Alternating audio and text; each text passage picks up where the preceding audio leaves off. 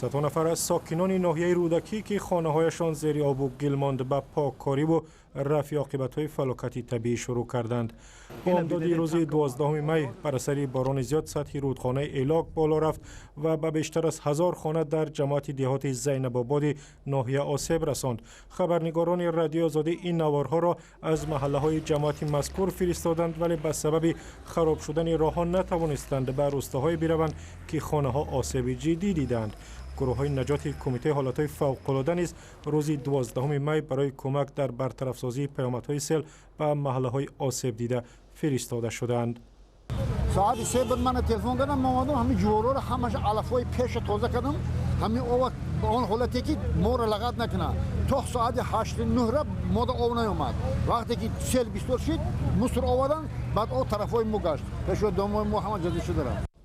مقامات میگویند بیشتر از 1500 نفر را از محله‌های خطرناک جماعت زینب آباد بیرون آوردند. از این پیشتر سیل تنبات در ولایت سوخت به 11 ناحیه آسیب رساند و 3 نفر را کشت.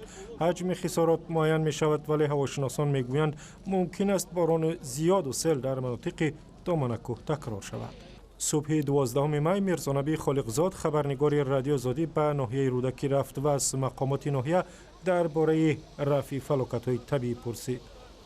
روزهای آخر ماه اپریل می یا نوبتداری تشکیل کرده بودیم.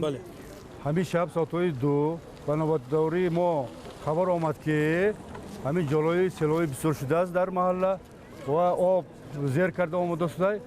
ما اینا با راهبری رئیس ناحیه یک شتاب زود عمل تشکیل نمودیم. حالی شتاب آمده در جایش همه خلق‌های با بیرون برآوردن، خیاش‌ها تشکیل کردیم. امچیز از طرف حالات فوق‌العاده شورای زود عمل اندیشیده شدن با خلق با حال یک جاییم. حالی با ویا کمک نسبی روزی اینا آبیت تحصیل کرده، چای گرم، اوقاتهای خوراکای گرم تحصیل کرده، حاضر کاری همه طرفه دیده شدیم. کدوم محله رو بیشتر این سیل ضرر رسانده؟ محله اصلا مرکزی جماعت زینب آباد یعنی کمسومال همینجا بسیارتر وای کردگی. حالی چی شده از خانه ها؟ یعنی امکان زندگی هست در خانه هایی که امکان زندگی هست، همش تحصیل کردیم. در بالا بچه های امچیس و دیگر وای شتاب کار کرده است، سالهای محکم کرده شدیم که در دوام نتیجه از خبر وای امروز تاریخ با رئیس ناحیه شتاب استاد وای کردن، همش تحصیل کرده فهمیدن که با تا 15 وای مای دوام دارد این وای.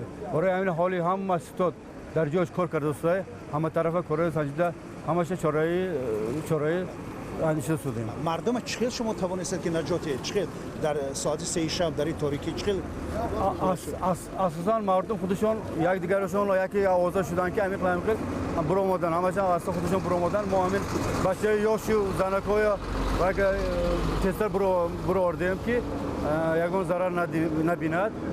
همش خدا با شکر که به تلافات به وای همش حالی با کشاورزی رئیس ناحیه سپرد شدگی همه و یا زمین‌های دیده می‌برد. خلاصه یا بعد یک روز دو روز با خلاصه جمع سوال می‌کنیم. ضرر رسانده شده است به خواجگی. حاضرش به اینا گفتن خینه. حالی همه ستاد بعد سپرد شدگی از طرف رئیس ناحیه همش کار کرده. همه بچه‌های کشاورزی کارگردان کشاورزی همش آمادگی در جایش آمادگی امتیاز آمادگی بچه‌های حکومت دیگر و ساختار همش آمادگی در جایش کار کرده است. علیکه ما با مردم عادی صحبت کردیم، گفتن که ما خودمون از خانه‌هایمان جانمون خلاص کردیم، نه حکومت ناحیه نه MCS هیچ کس ما را میگه یاردم کمک نکرد. نه اکنون میخیاسی ناحیه ما کلانه، مثلا هر یک تشبه رفتن به امکان نداریم. برای همین ما وای کردیم یک دیگرش وای کردیم که تو اینجا رو فلان محله برای تو اینجا تا فلان محله تو وای کردن طوری خلق یک خلق نفهمیده هست که وای خوب بود وای بود بدر کرد. شب تا حاضر یگان حادثه های تلفات جانی حاضرش به خیلی حاضرش به خیلی خبر نگرفتیم. حاضر همه تینجا خدا باشه تینجا. عکس و ویدیوهای بیشتر را در این باره در وبسایت azadi.org ببینید.